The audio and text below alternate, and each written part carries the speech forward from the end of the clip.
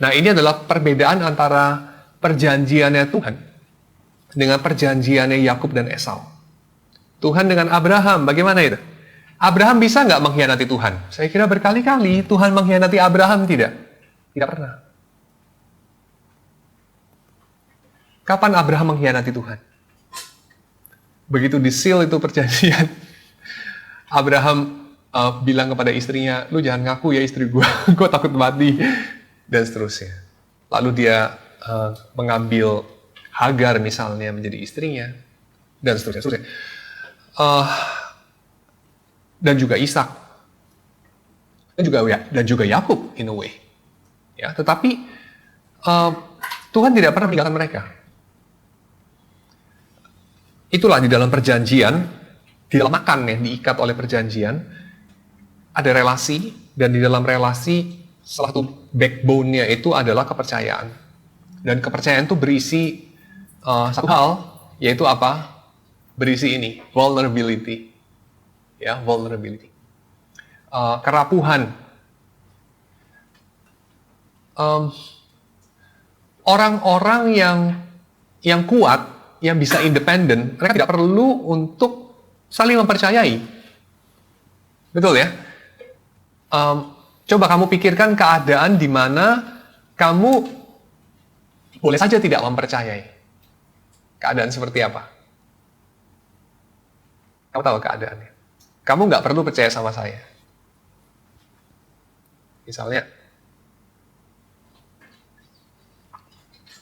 Misalnya ya, saya naik mobil kamu, lalu kemudian saya itu bisa nyetir, saya tahu tujuan saya tahu jalan menuju tujuan itu, dan mobil kamu di mana saya naik mobil kamu, memang kamu yang pegang setir, kamu yang injek gas dan kopling dan rem, dan memindahkan gigi. Tetapi saya di aplikasi di handphone saya bisa menyetir mobil itu. Dan mobil itu diawasi sama pengawal pribadi saya dari satelit. Jadi kamu nggak bisa bikin saya diculik, nyasar, dan segala macam. Nggak bisa. Ya, semua itu dalam genggaman saya sebetulnya. Tapi saya naiknya mobil kamu dan kamu yang setir. Saya perlu nggak mempercayai kamu? Nggak perlu kan ya? Saya nggak perlu mempercayai kamu kan? Karena kalau kamu nggak bisa dipercayai, toh kamu nggak bisa melukai saya. Kamu nggak bisa dipercaya, kamu toh tidak bisa mengkhianati saya. Ya, jadi saya membuat diri saya itu begitu dikelilingi sama firewall, sehingga saya itu sebetulnya boleh dikhianati dan tidak terluka sama sekali. Ya, kurang lebih gitu ya. Saya punya backup plan, punya plan B, plan C, plan sampai Z, dan segala macam ya. Dan kamu definitely akan bayar harga mahal sekali kalau mengkhianati saya, dan seterusnya, dan kamu tidak akan berani, dan segala macam. Oke, good. Kondisi seperti itu perlu trust? Tidak perlu trust. Kondisi yang perlu trust yang seperti apa? Kamu nggak bisa napas, kamu keluar keringat dingin, kamu khawatir sekali kamu kena serangan jantung, kamu sendirian di negara itu, kamu nggak ngerti bahasanya, kemudian kamu ketok pintu di sebelah apartemen kamu yang kamu tidak tahu di dalamnya itu siapa. Karena itu yang satu-satunya harapan kamu sebelum kamu kemudian dunianya gelap karena kamu kolaps. Lalu kemudian kamu mendapati diri kamu ada di sebuah ruangan yang di atasnya itu ada lampu putih dan kayaknya kamu belum mati gitu. Lalu kemudian di bagian dada kamu sudah ada satu bekas belekan gitu ya, dan seterusnya. Kamu kemudian dibilang sama dokter yang membedah kamu itu, oh kamu hampir saja mati kan, dan seterusnya. Ketika kamu berada dalam situasi di mana kamu tidak berdaya, kamu berada dalam satu situasi di mana kamu boleh ditipu sebetulnya, kamu boleh dimanfaatkan sebetulnya, kamu boleh dikhianati, tapi kamu memilih untuk itu. Ya, kenapa kamu memilih untuk itu? Karena tidak ada pilihan lain, atau itu pilihan terbaik. Itu namanya kamu perlu kepercayaan. Kamu perlu kepercayaan. Sekarang kita pikir baik-baik. Kepercayaan ini bisa nggak kita hilangkan saja dari kehidupan manusia? Kenapa? Karena pengalaman membuktikan bahwa manusia itu tidak reliable, tidak trustworthy. Setuju nggak? Setuju ya? Manusia itu tidak reliable 100%. Karena bisanya memang niatnya sih baik sih, cuman bodoh. Manusia kebanyakan kan nggak pinter-pinter amat. Nggak pinter-pinter amat, nggak rajin-rajin amat lagi kurang lebih ya. Jadi parah banget ya. Udah nggak pinter, nggak rajin lagi. Terus sok tahu lagi ya. Udah sok tahu, salah nggak ngaku. Aduh, kacau.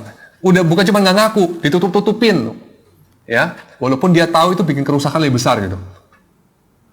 So, kamu mau nggak bahwa kamu tidak perlu mempercayakan diri kepada siapapun dalam dunia ini seumur hidup kamu? Tidak perlu trust. Mau dunia seperti itu? Nggak bisa juga, kamu nggak berdaya, itu realistis. Nggak bisa juga. Pasti ada satu titik kamu nggak bisa. Kamu kalau mau tahu ada satu manusia yang dia pinter sekali, dia rajin sekali, ya, kalau dia baca 60 kg dokumen setiap hari, seorang pejabat tinggi dari Cina, dia kaisar Cina yang pertama, Qin Shi Huang. Dia itu hebat, nggak ada yang bisa menyangkali bilang dia hebat, dia kejam juga sih, tapi dia hebat. Tapi ada satu hal dia tidak berdaya, tahu nggak apa? Dia nggak bisa percaya orang, maka dia selalu tidur itu beda-beda kamar gitu. Karena di istana dia ada ribuan kamar, 1000 lebih kalau salah ya. Dia tidur kamarnya beda-beda. Kenapa? Karena dia nggak bisa percaya siapapun. Tapi apa benar-benar dia waktu tidur itu bisa sebetulnya untuk tidak percaya? Kalau kamu nggak bisa percaya, kamu nggak bisa tidur. Benar ya? Waktu kamu tidur kan kamu merem dan kehilangan kesadaran. Apa kamu bisa percaya penjaga yang di luar? Bagaimana kalau penjaganya tikam kamu waktu kamu tidur? Nggak bisa kan? Kamu harus percaya sesuatu. Ya, Oke, realistis. Nggak bisa. Tapi bagaimana kalau bisa? Teknologi, sains, dan segala macam. Kita bisa untuk betul-betul kita tidak perlu trust. Mau? Beautiful kan?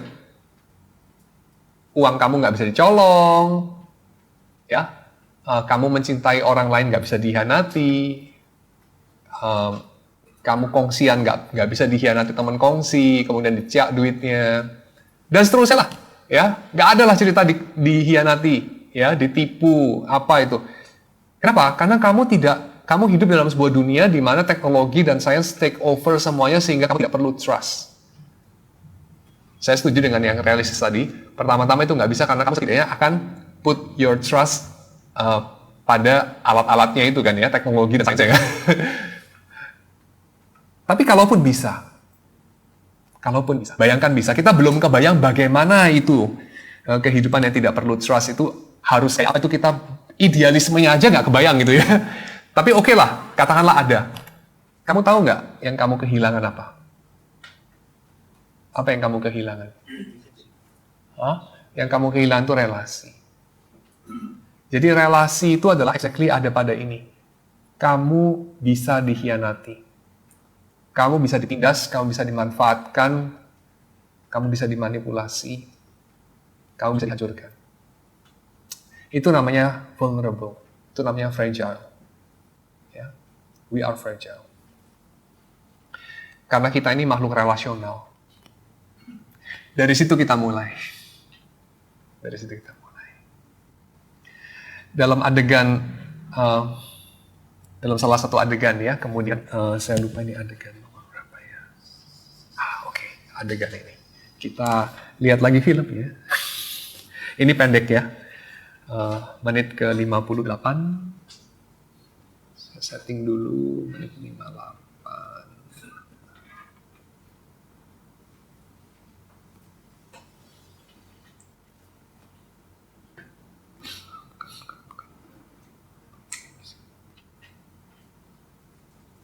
Ya, oke.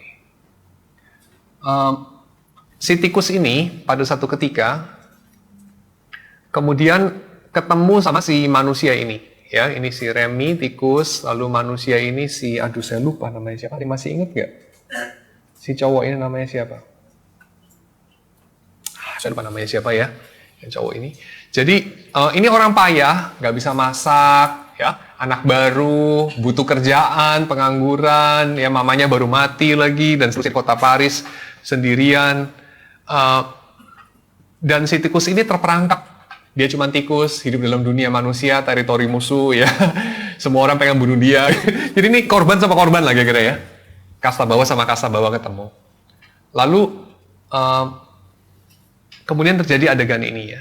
Si tikus ini sepertinya bisa mengerti si underdog ini. Lalu si underdog ini kemudian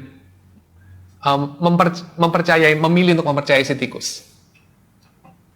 Spices? What did you throw in there? Oregano? No? What? Jadi intinya tikus itu dilihat sama si manusia ini lagi masak gitulah ceritanya ya. Lalu kemudian masakannya enak banget gitu ceritanya. Jadi kalau dia bisa dapetin resepnya, maka ya dia bisa dapat kerjaan lah kurang lebih. Rosemary? That's a spice, isn't it? Rosemary? Did you throw rosemary? Then what was all the flipping and all the throwing and killing? I need this job. I've lost so many. I don't know how to cook, and now I'm actually talking to a rat as if you... Huh? Did you not? Have you been nodding? You understand me? So I'm not crazy. Wait a second. I can't cook, can I? Gua nggak bisa masak kan? Tapi lu bisa masak kan? You can, right? Look, don't be so honest. Your rat, for Pete's sake, whatever you did, they liked it. Yeah, it's good work. Hey, they like the soup! They like the soup. Do you think you could do it again? Okay, I'm gonna let you out now. Nah ini momen perjanjian dia. Right? Perjanjian dia. Okay. Kita mengikat janji ya. Terus ini. Ini covenant-nya nih. Mereka saling lihat. Yang satu memilih untuk mengkhianati.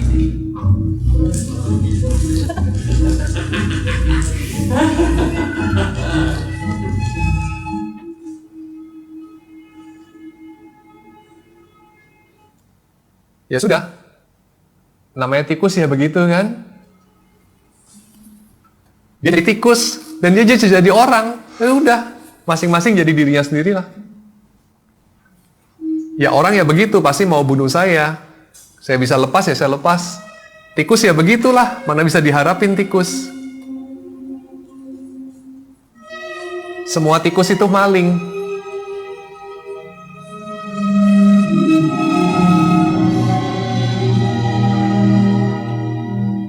Ya lebih itu. Kita sekarang kembali kepada PowerPoint ya.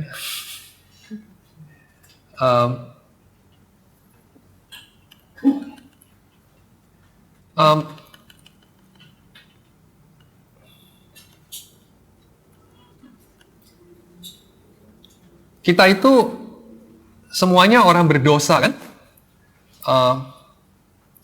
Dan ya kita tidak bisa mengharapkan terlalu banyak dari orang berdosa. Dan ya kita ini nggak ada harganya juga, hanya bahan bakar neraka saja. Tapi betul nggak? Betul nggak seperti itu? Kita itu harus membenci diri kita sendiri karena kita sudah berdosa seperti itu kan? Jadi sikap yang benar terhadap manusia adalah ya kembali kepada seperti si Remy itu. Aku ini siapa? Aku ini tikus. Aku ini siapa? Aku ini manusia berdosa. Ya betul manusia berdosa. Tetapi masalahnya adalah kita lupa separuh daripada deskripsi itu adalah kita itu manusia. Dan untuk itulah Kristus datang menembus kita ya. Karena kita itu manusia. Kita bukan dosa, kita itu manusia. Berdosa, tapi manusia. Dan sebagai manusia, kita berharga. Dan karena kita berharga, Tuhan kemudian invest begitu banyak dan mempercayai kita. Mempercayai kita. Kita bisa mengkhianati Tuhan. Coba bayangkan. Tadi saya kasih satu eksperimen pikiran ya. Kita mau nggak dalam posisi tidak dapat dikhianati? Kita biasanya memang menuju ke situ sih. Kalau kita ada uang, kita akan pakai uang kita supaya kita itu tidak bisa dikhianati. Kalau kita ada IQ yang tinggi, kita akan pakai kemampuan kita berpikir untuk membuat kita itu secure, tidak bisa dikhianati. Saya tidak bilang itu salah loh. Contohnya apa ya? Pakai uang supaya kita tidak bisa dikhianati itu gimana caranya? CCTV, bikin pagar, naik mobil. Karena kalau kamu naik angkot suka dikhianati kan, nggak nyampe, dia udah suruh kamu turun. Naik ojek gitu ya, abangnya nyasar-nyasar, ngebut-ngebut, ya kan? Ya udah lu pakai uang aja, beli motor sendiri dan seterusnya. So uang bisa bikin kita less tergantung ya, nggak tergantung sama orang lain. Good, nggak bisa dikhianati, oke, good. Kecuali oleh diri sendiri, of course. Ya. Bagus juga, saya nggak bilang sepenuhnya selalu jelek, nggak. Tetapi ketika kita memakai uang kita, cara kita berpikir ya, kemampuan kita berpikir, kamu kalau makin pinter, kamu makin sulit orang mengkhianati kamu kan ya. Lebih gampang kamu menipu orang, tapi kamu sendiri sulit ditipu gitu. Sampai satu titik di mana kamu terlalu percaya diri, nah itu jadi kamu bodoh gitu ya. Jadi bisa gampang ditipu lagi. Tapi intinya kita itu selalu pikir begitu. Tetapi Tuhan itu mempercayai kita. Padahal definitely Tuhan itu maha kuasa loh.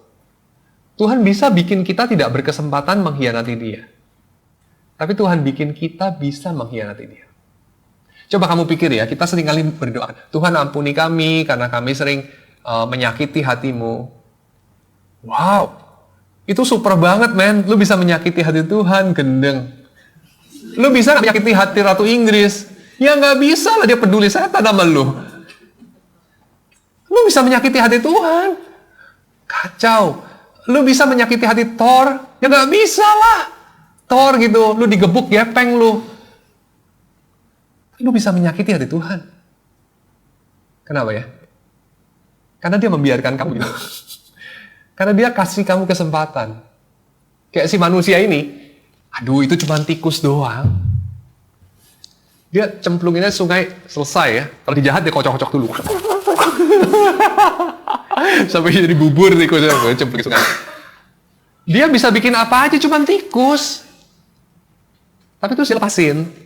Dia bikin tikusnya bisa mengkhianati dia. Tuhan melakukan itu sama kita.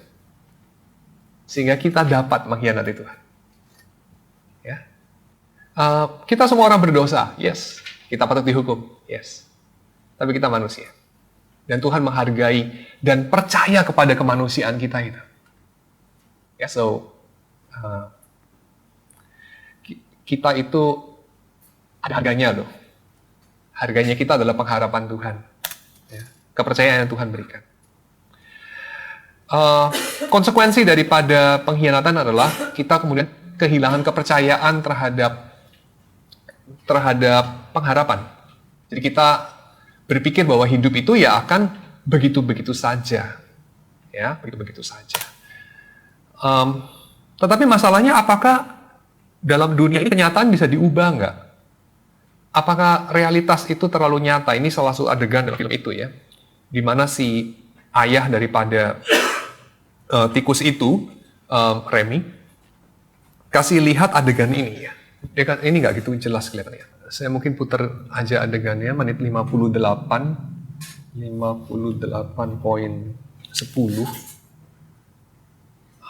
Ya ini aja deh. Jadi ada argumentasi di meja makan ini, si papanya ini bilang, kita ini, kan si Remy bilang, ngomong-ngomong kan, memang burung harus meninggalkan sarang. Terus papanya bilang, emangnya kita burung? Kita bukan burung, kita ini tikus. Ya, burung meninggalkan sarang, tikus enggak, membesar sarang, dia bilang. Aneh ya. Jadi jangan lupa kamu itu siapa, kurang lebih gitu. Ya. They're bigger. Maybe I'm a different kind of rat. Maybe you're not a rat at all. Maybe that's a good thing. Hey, the band's really on tonight, huh? Rats. All you do is take, Dad. I'm tired of taking. I want to make things. I want to add something to this world. You're talking like a human. You are not as bad as you say. Oh, yeah? What makes you so sure? Oh, man. I've been able to observe them at a close-ish sort of range. Yeah? How close? Close enough. Saya kenal manusia itu inspiring, mereka nggak jahat-jahat banget deh. Bener kamu kenal manusia. And they're not so bad as you say they are. Come with me. I got something I want you to see. You know, I'm gonna stay here. Pictures of dolls and countertops are clean before you look up. Wait, Tadi dunia tikus ya, sekarang dunia manusia, ada miripnya juga. you want me to stay and clean? Is that a problem? No. Good boy. See it out. Yang dia mesti beresin segitu banyak dia sendirian. Nah ini papanya.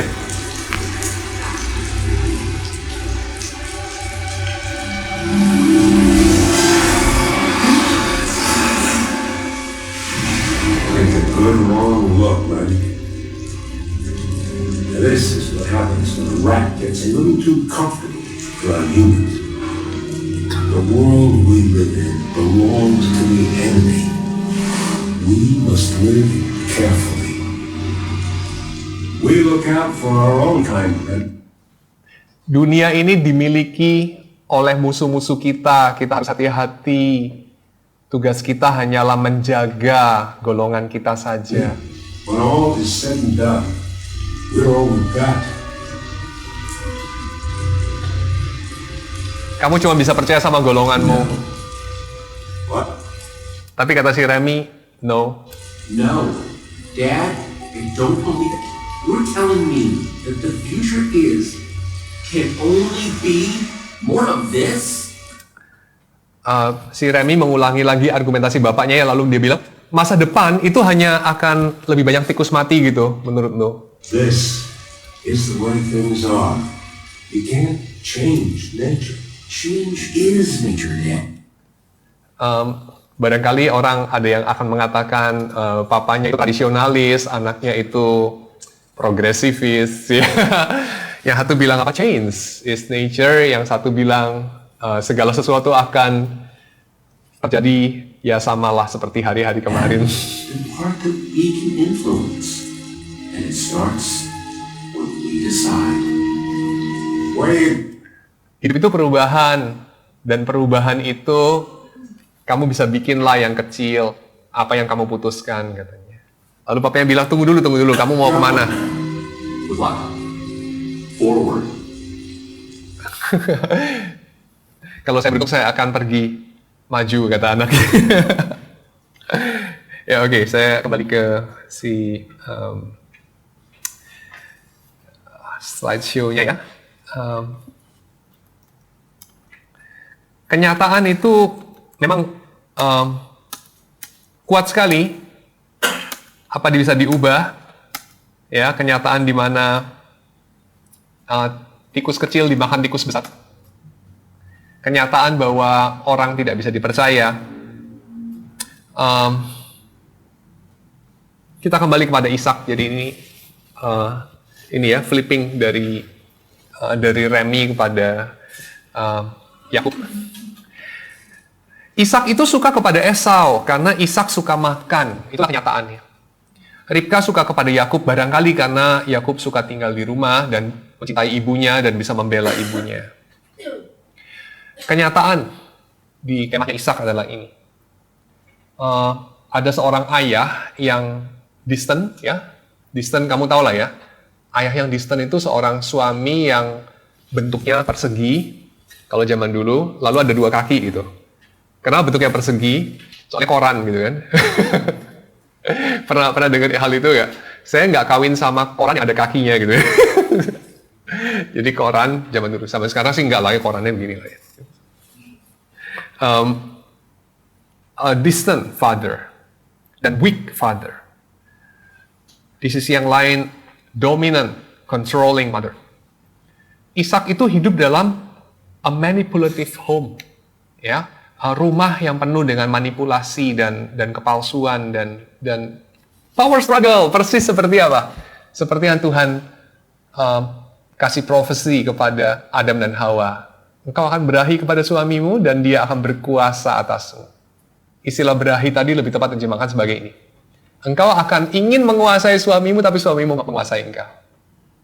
Ya, itulah rumahnya Ishak. Dan yang diinginkan Yakub adalah ini. Dia ingin diberkati ayahnya. Sementara buat ayahnya Yakub nggak ada. Karena anakku itu cuma Esau saja ya. Anakku Esau. Dia nggak pernah bilang anakku Yakub, tapi anakku Esau. Bahkan setelah Esau dicuri berkatnya, papanya bilang apa? Tadi itu Yakub yang mencuri. Dia nggak bilang anakku Yakub yang mencuri atau anakku yang lain Yakub yang mencuri, enggak. Yakub yang mencuri. Berkat dari anakku Esau. Kan dua-duanya anaknya ya. Tapi yang anaknya si papa Ishak cuman Esau saja. Karena apa? Apakah karena papa Ishak mencintai Esau? Bukan.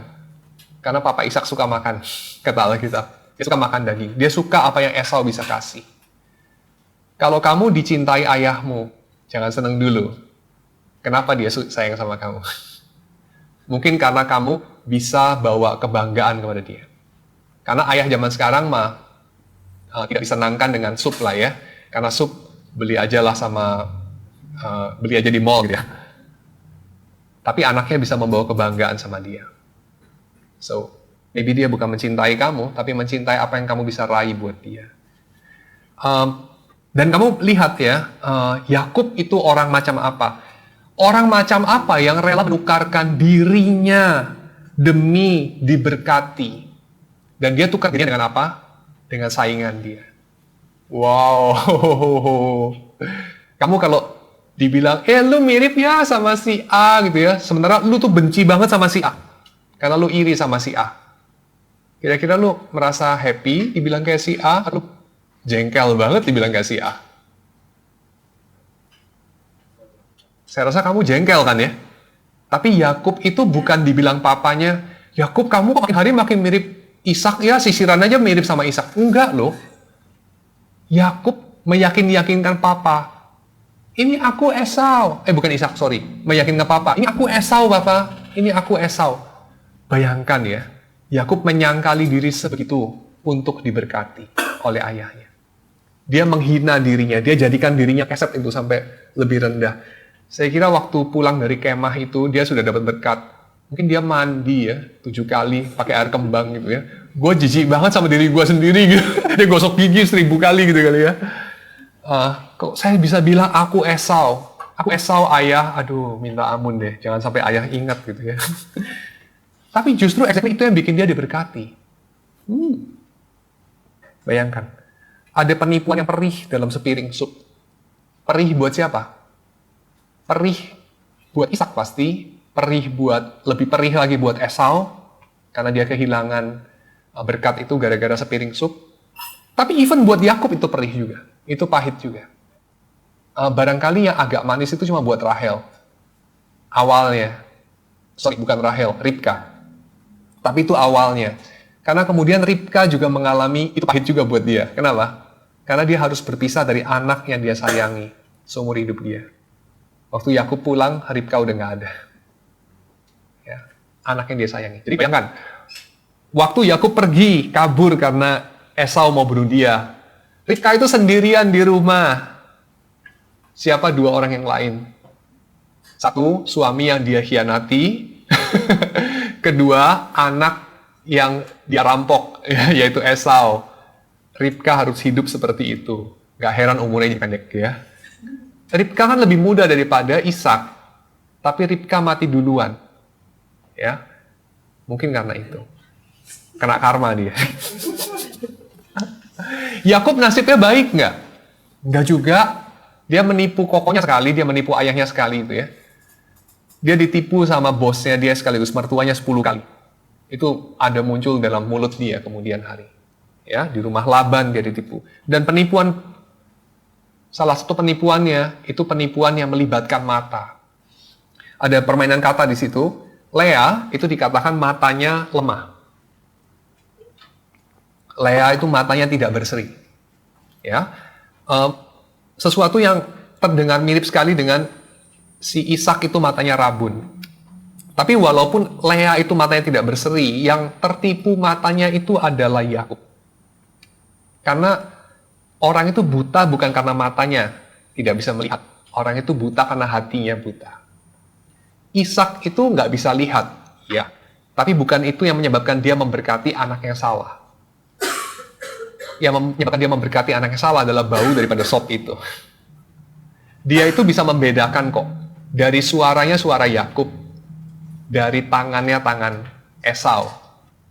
Kalau suara Yakub tangan Esau, menurutmu itu Yakub atau Esau? Kalau arlojinya itu ada tulisan Rolex tapi made in Swiss, lalu Swissnya nulisnya gini.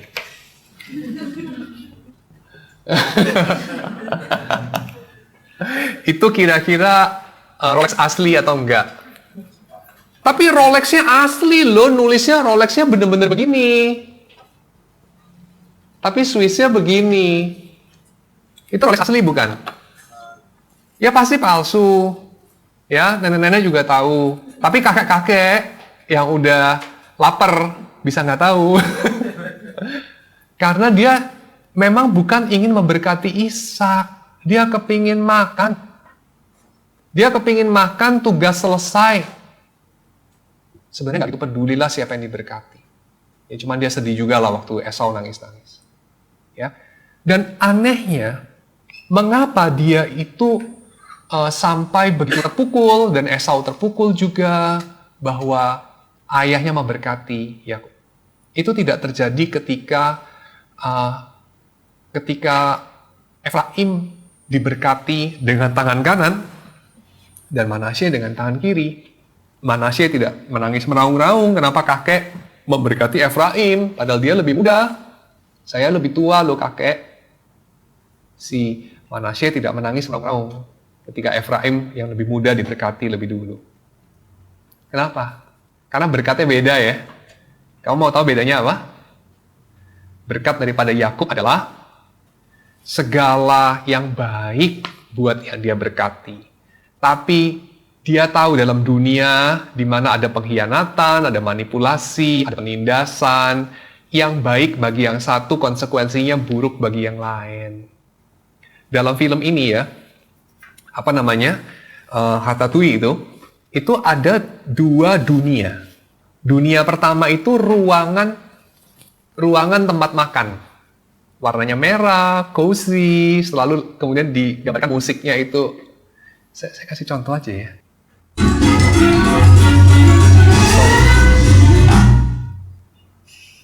Nah, waktu dia ketangkep ini ya.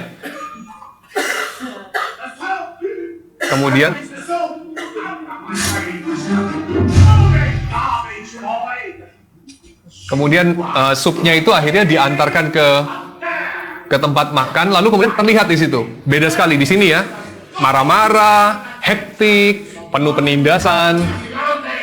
Realitas yang buruk lah di dapur, ya dapur. Ini suasana dapur.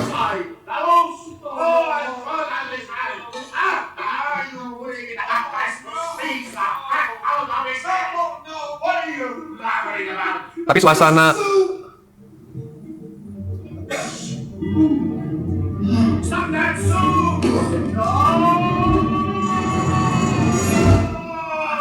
lain sekali suasananya.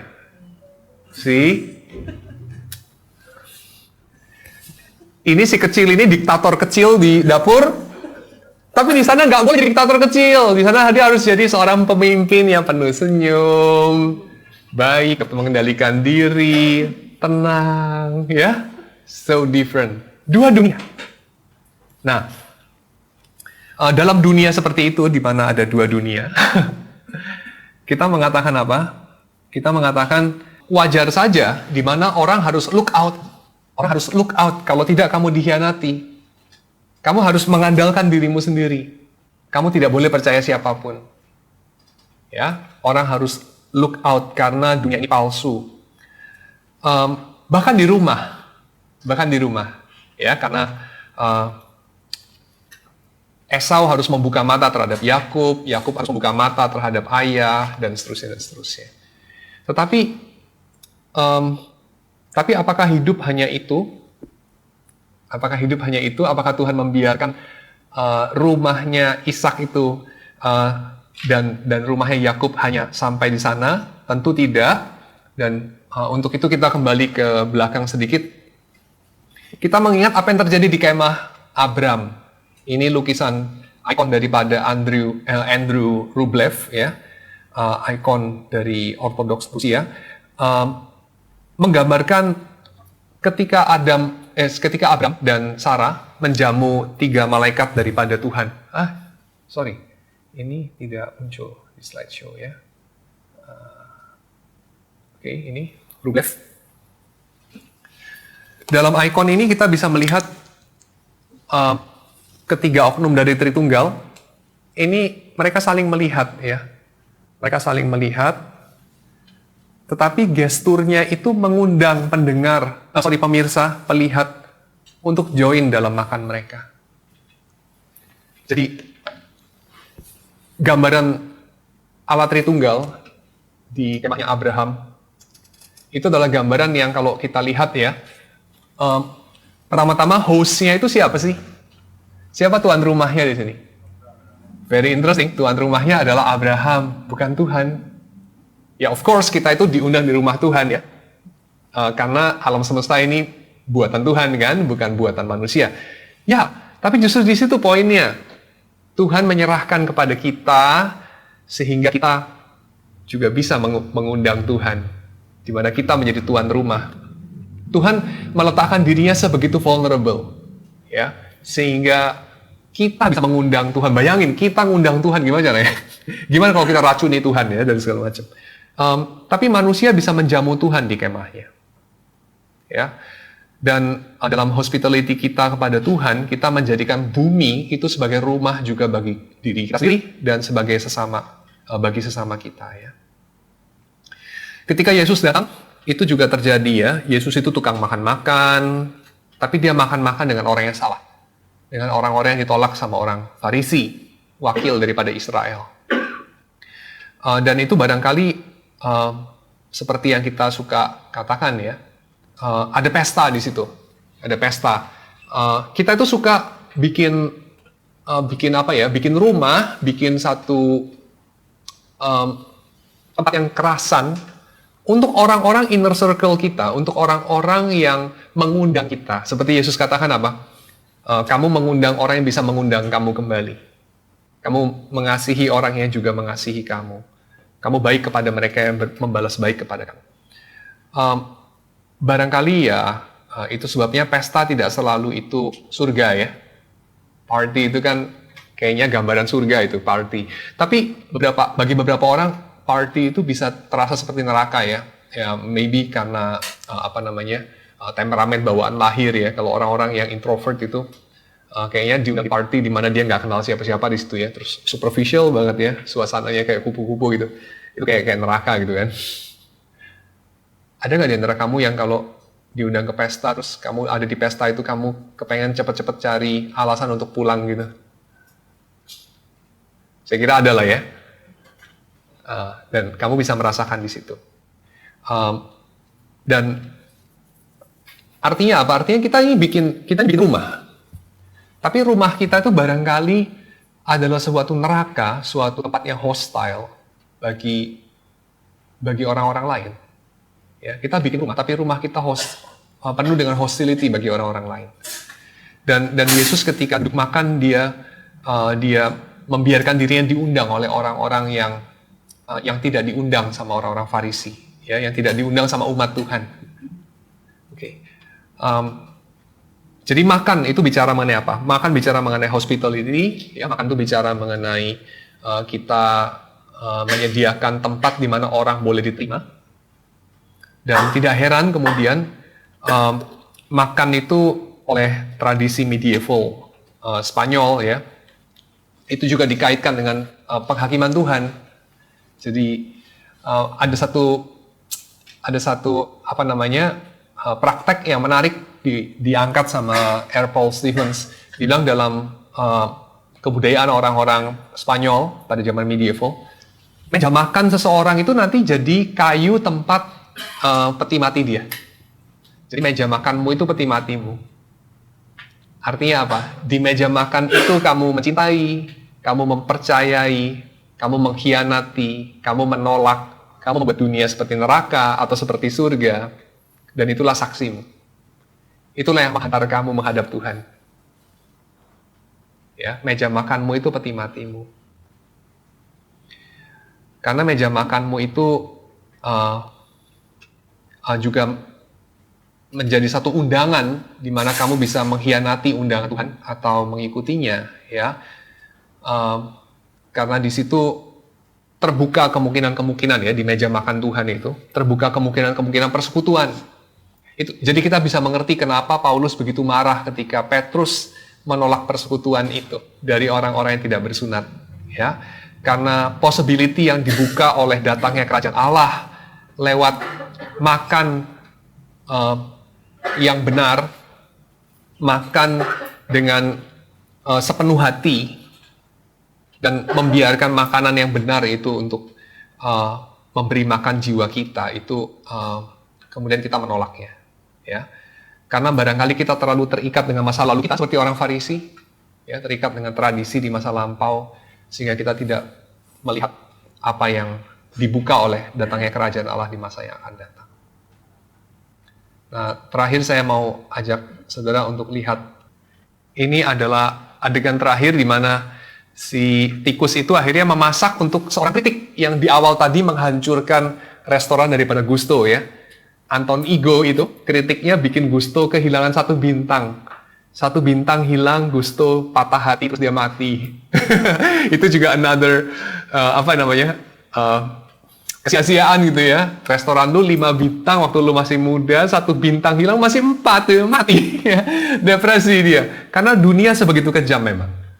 Tapi si Anton Ego itu, yang seolah-olah bikin mati Gusto itu, kemudian mengalami sesuatu lewat sepiring ratatouille yang dibikin sama si tikus.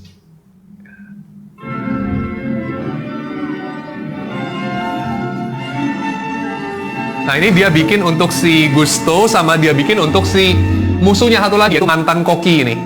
Mantan koki kepala yang, nah, ini menyamar. Kenapa dia ketawa? Lu menghidangkan ratatouille untuk kontes ini, untuk momen yang begini genting, bercanda lo, ya. Kenapa? Soalnya ratatouille itu, yaitu tadi, capcay, a peasant dish, receh, petani punya makanan, nasi campur jengkol. Ini review restoran bintang 5 nasi jengkol, aduh.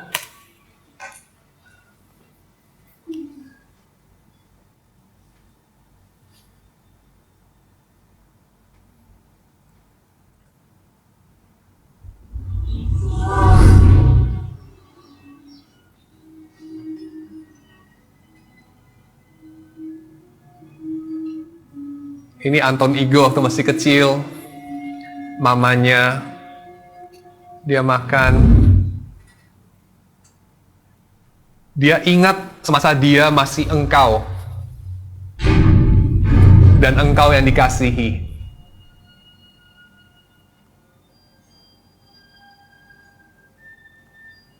Dia nggak pernah makan sambil senyum, dia makan selalu itu sambil menilai dan jahat.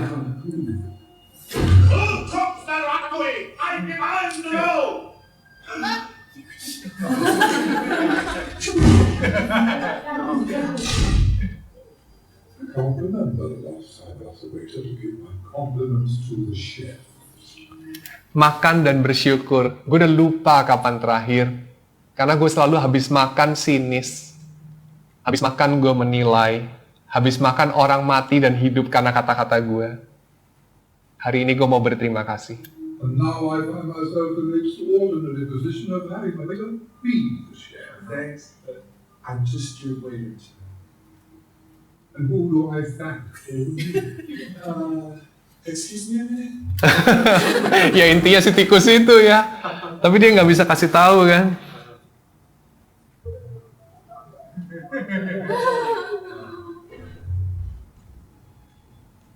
must be the chef. Wish to meet the chef. You have to wait until all the other customers have gone. So be it. Orang sombong ini ya, dia bikin restoran jatuh dan bangun. Tuhan dia itu boleh dikatakan. Tapi dia menunggu. Dia menunggu setelah dia kembali menjadi the you.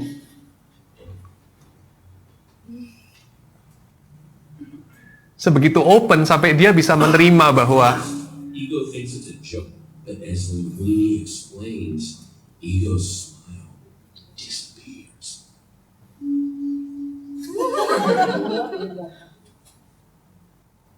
He doesn't react beyond asking an occasional question.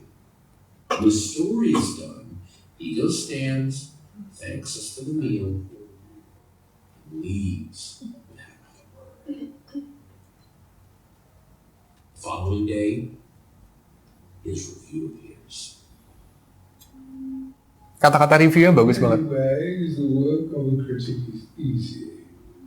He was very little.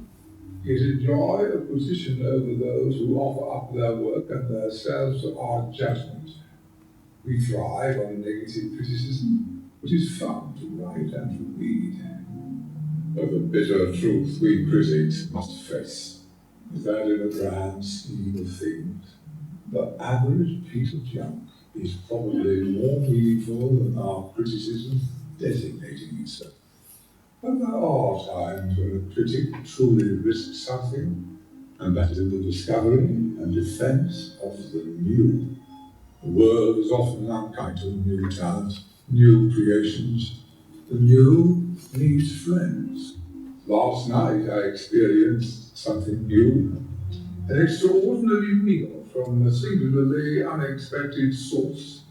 To say that both the meal and its maker challenged my preconceptions about fine cooking is a great understatement. They have rocked me to my core. In the past, I have made no secret of my disdain for Chef Gusteau's famous motto, anyone can cook. But I realize only now do I truly understand what he meant. Not everyone can become a great artist, but a great artist can come from anywhere. It is difficult to imagine more humble origins than those of the genius now cooking at Gusteau's, who is, in this critic's opinion, nothing less than the finest chef in France. I will be returning to Gusteau soon, hungry for more. It was a great night. The happiest of my life. But the only thing predictable. Si Anton Ego itu berubah, ya, dan ada rumah bagi semua, termasuk bagi tikus-tikus. Semuanya itu karena ada cinta di atas sepiring makanan. Ya barangkali kamu bisa menghayatinya di dalam cerita Yakub juga. Ya. Sayangnya dalam sepiring makanan yang disajikan oleh Yakub kepada ayahnya, sehingga bukan ada cinta kepada ayahnya, tapi ada ambisi dan nafsu kepada apa yang ayahnya dapat berikan. Dan ayahnya memesannya karena ada nafsu untuk mengisi perutnya saja. Dan memanfaatkan anaknya yang dia sangat suka manfaatkan, bukan dia kasihi, yaitu Esau. Tapi Tuhan mengajar dia bahwa akhirnya perutnya diisi bukan oleh Esau, tapi diisi oleh Yakub. Dan bertahun-tahun kemudian, tema makanan ini muncul lagi. Kapan itu? Di ranjang kematian daripada Yakub. Ketika Yakub hendak mati, kemudian kamu tahu setelahnya terjadi apa? Setelahnya terjadi anaknya yang 10, Esau itu ya, kakak-kakaknya itu, anaknya yang 10 itu, yang tadinya iri kepada kali ini kebalik ya, kepada Yakubnya, yaitu Yusuf, ya. Kemudian anak-anaknya itu tidak percaya bahwa Yusuf sudah mengampuni mereka. Mereka tidak percaya realitas bisa berubah. Mereka tidak percaya dunia bisa berubah. Mereka percaya dunia ya akan gitu-gitu aja. That's reality. Ya itulah manusia. Manusia ya begitu. Waktu ada kesempatan membalas, dia akan membalas. Kenapa Yusuf tidak membalas? Karena ayah masih hidup. Nanti ayah sudah mati, dia akan bunuh kita. Itu perkataan siapa sih? Kalau ayah mati, perkabungan, hari-hari perkabungan dia selesai, aku akan bunuh si Yakub. Kata-kata siapa itu? Itu kata-kata Esau. Itu muncul kembali dalam imajinasi daripada 10 anak Yakub. Yakub tidak lebih baik daripada Ishak. 10 anaknya berpikir seperti itu mengenai anaknya yang lain, anak yang dia kasihi. Tapi apa yang terjadi dalam anugerah Tuhan? Kita lihat terjadi muncul dalam mulutnya Yusuf. Dia bilang apa? Bukan hanya aku nggak akan bunuh kamu, membalas kamu, tapi aku akan memberi engkau makan. Bukan hanya kamu, tapi anak-anakmu juga. Seumur hidupmu. Makan. Jadi ending daripada makan dalam kitab Kejadian adalah itu. Ada cinta dalam sepiring makanan bagi musuh yang tidak percaya bahwa dia diampuni. Apakah dia berdosa karena dia telah menipu? Ini sama dengan pertanyaan, apakah Rahab itu berdosa karena dia telah menipu, kan? Ya, sama dengan itu. Barangkali deskripsi berdosa itu harus dipertajam ya. Saya kira kalau dibilang berdosa sebelum menipu juga dia sudah berdosa. Seperti Luther katakan, bukan dia berdosa, bukan dia menipu maka dia berdosa, karena dia berdosa maka dia menipu. Mungkin kita harus letakkan seperti itu waktu kita pakai istilah berdosa, ya kan? Jadi apakah dia berdosa karena dia menipu? Barangkali bukan, karena dia berdosa maka dia menipu. Tapi apakah dia menipu itu salah? Kan begitu ya? Ya menipunya salah. Menipunya salah, definitely. Tetapi salahnya itu dipakai oleh Tuhan. Samalah seperti dalam mulutnya si Yusuf, kejahatan yang dengan apik direncanakan dan dieksekusi oleh kakak-kakak Yusuf dipakai Tuhan untuk kebaikan. Sama saya kira. Baca. Tuhan, kami bersyukur untuk apa yang Engkau sudah berikan kepada kami, yaitu perjanjian-Mu. Di dalamnya Engkau mengangkat kami sebagai anak-anak-Mu. Engkau memulihkan kepercayaan-Mu kepada kami. Engkau memberikan kepada kami kesempatan mempercayai Engkau. Engkau ya Tuhan memulihkan kepercayaan kami satu sama lain. Engkau ya Tuhan membuka lembaran yang baru, pintu gerbang yang baru kepada masa depan. Masa depan yang hanya dimungkinkan untuk terjadi lewat pengampunan kami satu sama lain. Pengampunan Engkau terhadap kami. Dan juga kepercayaan yang mengikuti pengampunan itu. Yaitu keberanian untuk mempertaruhkan sesuatu dengan mempercayai seseorang. Mempercayai Tuhan. Dan mempercayakan diri kepada orang lain dan mempercayakan diri kepada Tuhan. Pengampunan-Mu ya Tuhan, kepercayaan-Mu kepada kami membukakan kemungkinan-kemungkinan itu. Tolong kami Tuhan untuk berjalan di dalamnya, tolong kami Tuhan untuk berani mempercayakan diri kami kepada Tuhan ketika kami mentaati perintah-Mu untuk memberi kesempatan kepada orang lain untuk juga boleh dipercaya. Tolong kami untuk berani dengan jujur mengakui segala penipuan diri kami. Tolong kami dengan jujur mengakui ketidakberdayaan kami untuk percaya. Ketidakberdayaan kami untuk mengakui kelemahan kami dan keterbatasan kami. Terima kasih ya Tuhan untuk cerita yang sudah Engkau pakai untuk menjadi cara Engkau menyatakan diri kepada umat-Mu. Seperti apakah Tuhan yang kami ikuti? Engkau sudah bukakan lewat cerita-cerita Alkitab. Kiranya Engkau memberkati apapun yang Engkau sendiri kerjakan lewat Roh-Mu di tengah kami melalui firman-Mu. Terima kasih ya Tuhan, dalam nama Yesus kami berdoa.